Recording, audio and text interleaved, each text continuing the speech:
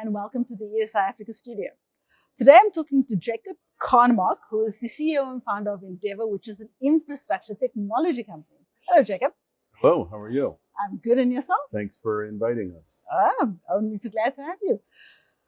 So I know that this is the kind of work that you guys are actually working in, data centers. And data centers really need a lot of electricity and water, and more data centers means more and more water and electricity needs to actually be created. What do you do to actually manage that ever-growing need? I've been in the data center industry since the early 90s and have kind of been for that exciting journey of growth. And one thing that I really realized early on in my career and have dedicated my businesses to is this question, which is data centers are using, back in the day, way too much water, way too much energy. And so what we've focused on is how can we get efficiency in things like cooling with using no water. So we were one of the first to develop a highly efficient system that uses no water for data centers. So a typical data center, and they're on the order of 100 megawatts or more these days, could use 300 million gallons of water. That's not a good thing in Europe or the US, but it's unconscionable to use that level of water in developing countries. And so we became very passionate about how could we give our clients the most efficient data center and use no water. And Endeavour is a full stack technology development company. So we run around the world building data centers for our clients, but we recycle our profits into R&D and innovation. And so in our labs, one of the things that we're excitedly working on is the concept of data centers actually creating drinking water. And you can remove ambient in a lot of places in the world. It's very hot and humid, and you can actually create drinking water as a byproduct of the data center. So our vision of the future is that data centers not only don't take any drinking water, but they create them for communities. On the power side, we're innovating not only on the cooling, so taking less power for overhead for cooling, but we're working on technologies where data centers can become better assets on the grid, greater efficiency. So I believe that the innovation that can happen around this very, very large business opportunity for all countries can really serve as a catalyst for sustainable development. Okay, so speaking developing nations, how are you supposed to access these large amounts of digitalization and this AI revolution if you don't have low-cost electricity? That's a great question. And something that we're actually at this event to learn more about what are some of the needs in the communities for the grid, for the utilities that we can work with. We've had a lot of lessons learned in Europe, US, and as we expand into other regions of the world. And one of the things, it is true that data centers do take a lot of energy, but they can be a catalyst, as I mentioned, for sustainable development. And so one of the things that we're working on in other countries, and it looks like it would be very applicable here in South Africa, you have very large curtailment zones in Africa where they go to businesses and they say, we don't have enough power, you need to curtail. The data center can actually act as a very fast acting peaker plant. So traditional gas peaker plants take 5 minutes to start up. They're not as fast acting as they need to be. And we are working on underlying technologies to allow data centers to actually be power infrastructure for communities. So I strongly believe that data centers can not only exist in developing countries, but again, act as community assets to foster infrastructure development in the region. Interesting. So what can the AI revolution actually mean for a developing nation? Everybody has their own definition of kind of what AI is going to bring, in its name, artificial intelligence. my vision of AI and kind of what it can bring is much more centered around empowerment. We do a lot of research and infrastructure technologies. AI has been pretty revolutionary to research in new materials, batteries, system balancing, efficiency, and that's really what we use AI for in our work, and that we really feel is going to be the main contribution to society.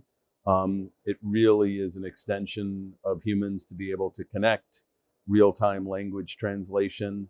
So when you look at developing regions of the world, there's a huge opportunity for universal education. Many say, and I agree with this, that AI represents a tutor for every child in the world to learn at their own pace and be exposed to knowledge in whatever areas they're interested at. I very much believe that. And when you look at developing countries, there's a huge opportunity for just AI to empower, to provide education, and the building blocks that everybody needs around energy and water, which we're very dedicated into. How can we deliver water and energy infrastructure kind of at a ubiquitous level? That's kind of the Endeavour mission behind what we do in data centers, is what lessons learned can we take from innovation in data centers and apply at a larger scale, in a distributed scale for communities. So I believe there's a significant opportunity in AI development in communities, to empower them.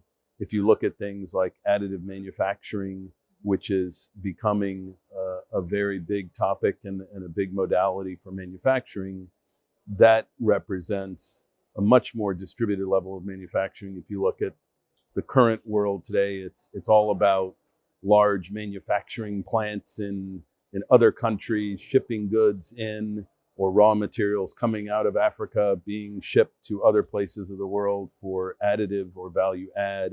I think that AI, what's going to happen in manufacturing, the ability to localize high value added manufacturing, is going to be, or has the opportunity to be, very transformative. Because if you think about developing world is where populations exist, and at the end of the day, data centers and this revolution of AI is all about empowering, larger population sets to do more and do more sustainably. So I have a very positive view of AI and the nexus of development. So if the developing nations take this up whole scale and you have this huge increase of digitalization, then how do you balance that with, we need to address what's happening because of climate change? Yeah. Because No, that's a great could question. actually be two ideas that are fighting. Yes. So, I believe that there's symmetry there.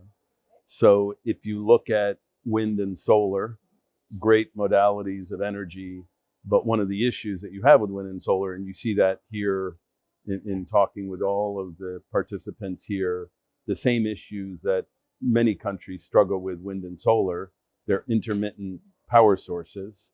And we want more and more integration of wind and solar on our grid, but that comes at a potential cost of resiliency. So one of the things that we've been working on in Endeavour is, how can we manage these highly volatile AI workloads? The same technology that we're developing for managing AI workloads, when you look at the grid with highly volatile supply of wind and solar, you can manage that. So we believe in a future where AI data centers actually act as much faster grid assets than traditional peaking infrastructure. Data centers, by definition, have battery infrastructure, they have generation infrastructure. It's always been viewed as a backup. And I believe, and we've been working on this for years, is that it shouldn't be viewed as a backup resource. It's not a good use of capital just to have stranded assets there. We should be taking those assets and making them grid resources, so that if you look at a beautiful place like South Africa, the opportunity for wind and solar is immense. But the issue is, how do you adopt vast amounts of wind and solar and keep a grid resilient? And we believe foundationally that data centers can play this role. And all of the data centers that we build globally have that capability. If you look at what's been happening in pockets of the US and what recently happened in Europe with the blackout, data centers can perform a very important role in grid resiliency and actually allow for greater adoption of wind and solar, which leads to better stewardship of the climate.